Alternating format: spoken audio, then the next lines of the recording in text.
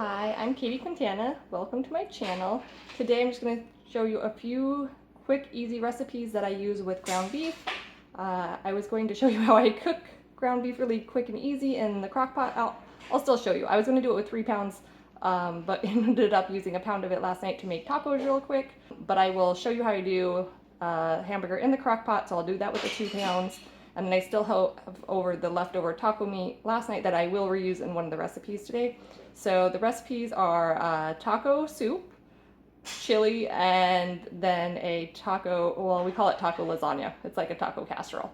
So I will show you those 3 quick, easy recipes and how we do the hamburger in the crock pot. All I'm gonna do is I'm just adding 2 pounds of hamburger, and then I just use a wooden spoon and kind of grind it up a little bit. So that way it kind of can cook more evenly. So it doesn't have to be really good. You're going to do this halfway through too. So just break it apart as much as you can. And then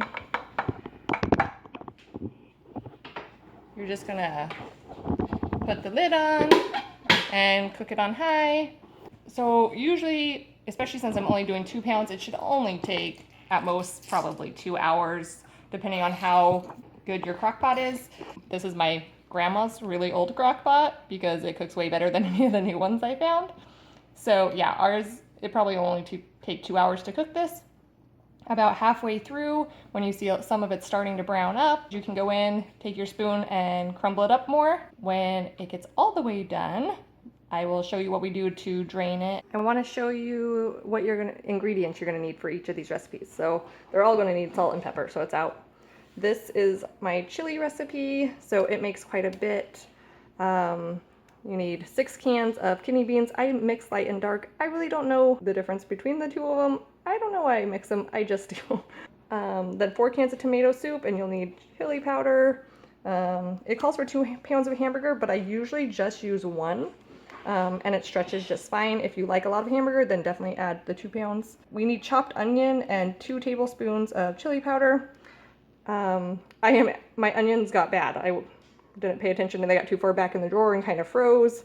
So I am just going to use some onion powder for both of these 2 recipes today, and hopefully it gives it enough flavor. This is our taco soup. You're gonna need a taco seasoning, 24 ounces of petite ace tomatoes, some tomato sauce, and 3 cans of Great Northern beans or navy beans. It doesn't matter. I think they're the same thing. If they're not, they still both taste good in it. So there's that, and then you'll add chips and cheese and sour cream, things like that to top it off. And this is for our taco lasagna. I don't have a recipe card because I've just always had it memorized and wing it. So you'll need black beans and rotel, some refried beans, you'll have cheese also, and then tortillas.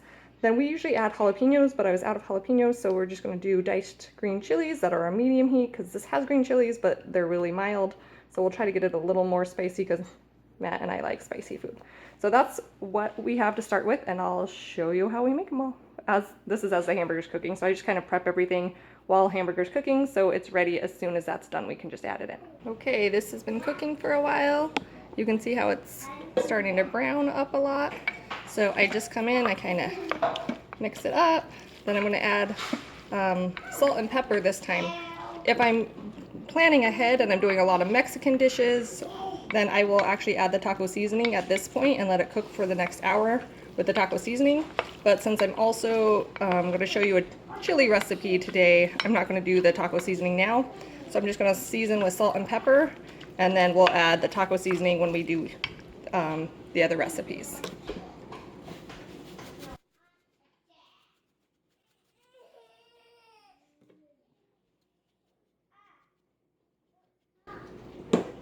And then I just kind of stir it up once more. Then, yeah, maybe another hour, I'll keep checking it. There we go. Okay, I'm going to start getting the chili ready. So I need to drain all of my cans, and the easiest way I do is I just throw them all in here. And then I can only usually do like 2 or 3 cans at a time. And then I will rinse it and then dump it into my bowl. So I'm going to do that real quick and I'll show you what's next. Okay, now I'm just gonna add all the tomato soup. And then once I get it in there, I'll kind of rinse out the cans. Okay, then I'm gonna add the 2 tablespoons of chili powder. A little more, a little less, it's fine. I always kind of taste it partway through to see if I think I need more. And onion powder, we're just gonna kind of wing it since I don't have onions. I'll just do a generous amount and hope that's good. We'll add more if we need it. I did have to get a spatula and scrape out more tomato sauce because I did not get them emptied very well. And then I just put like a third a can of water into the other cans and kind of swish them around to get some more out and give it a little bit extra moisture. Now I'm going to just stir it all up and we'll get it started cooking. Now I'm just going to drain my Great Northern beans and navy beans, add them into a pot, and then we'll add the rest of our ingredients. Okay, now I'm adding the diced tomatoes and the tomato sauce. And then usually, like I said, if I was cooking all taco seasoned meat at the same time, I would have done this in the hamburger. But instead, I'm just going to add it here so it can start cooking into this. And then we'll add the hamburger later. I'm going to do onion powder. Like I said, just kind of a generous amount because I don't have onion today. We're going to mix that up and get it cooking. So I like to start this and get it cooking when the hamburger is about ready to finish. So we only have like less than 30 minutes left on our hamburger. So I'd started all of these and they're gonna start cooking. I'm just gonna get them on low, get them warmed up, heating up, and then I will add the hamburger as soon as it's done. And then actually kind of cook it a little bit higher heat for a while. And I'll show you that when we get done. Okay, for the taco seasoning, for the taco lasagna, I just added the refried beans, black beans that I did rinse, rotel, and the green chilies together. We're just gonna mix it and we'll get it started warming up too. All right, I checked our hamburger about 10 minutes ago and it was still a little bit pink. So I'm just coming in and checking it one more time. And then there is some grease down in there, so we are gonna drain it. And I'll show you, I just put it in the colander that we used to drain all the beans.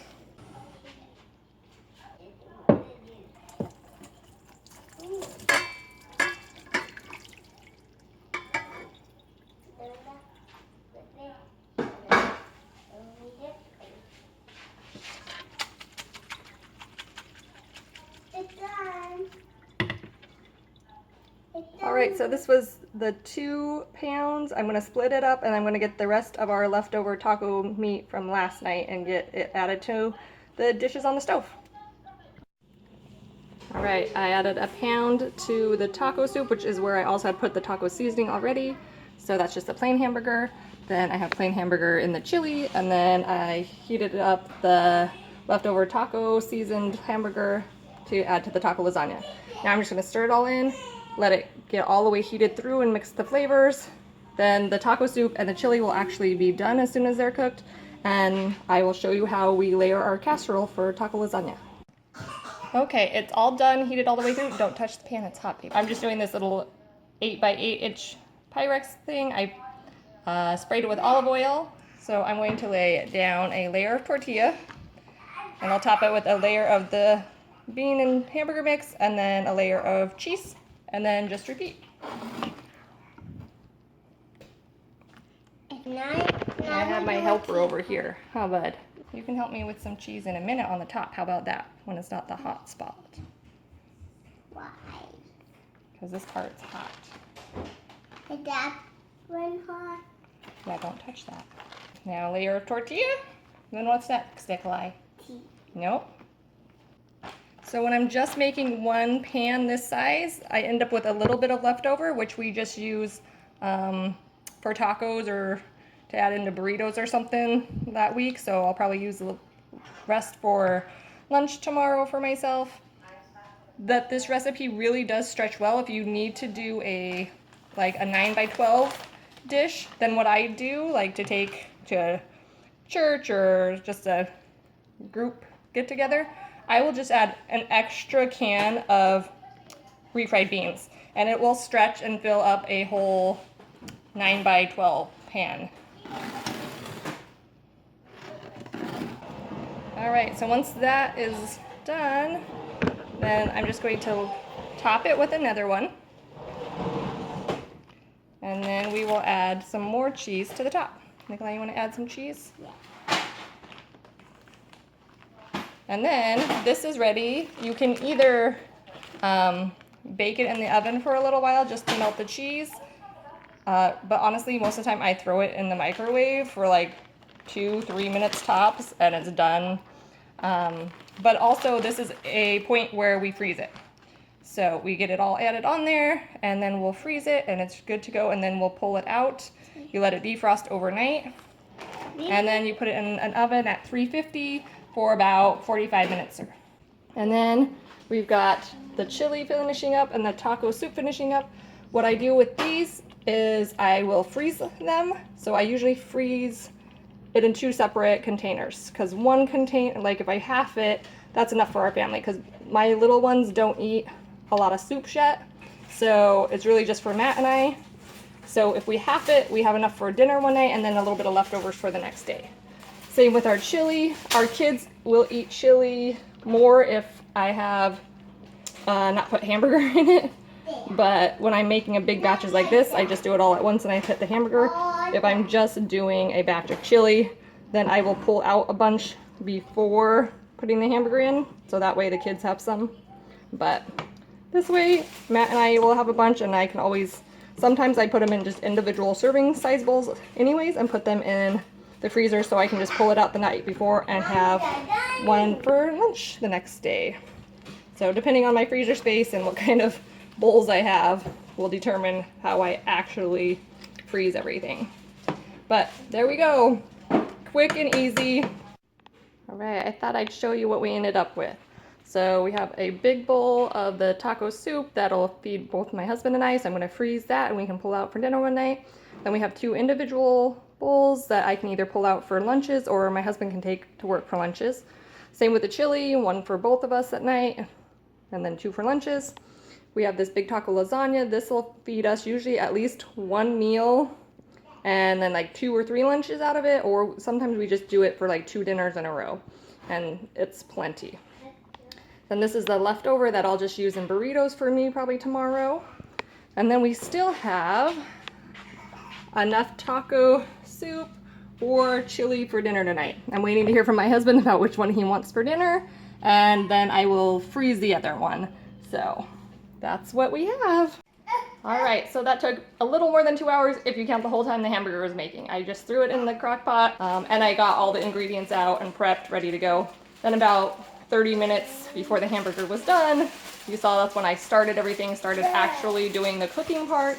And then it's been, I don't know, maybe 10-15 minutes since the hamburger got done, and I've already got the taco lasagna made and the chili and taco soup are finishing up, and I'm just going to get them all packaged up and put away, so it's really not going to take me that long.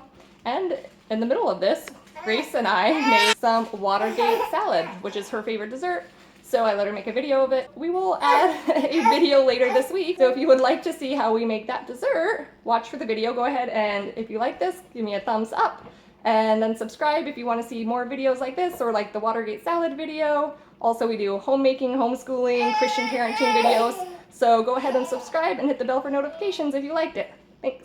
Bye. For anyone that wants to know what a 13-month-old does while you're making a cooking video, this is it.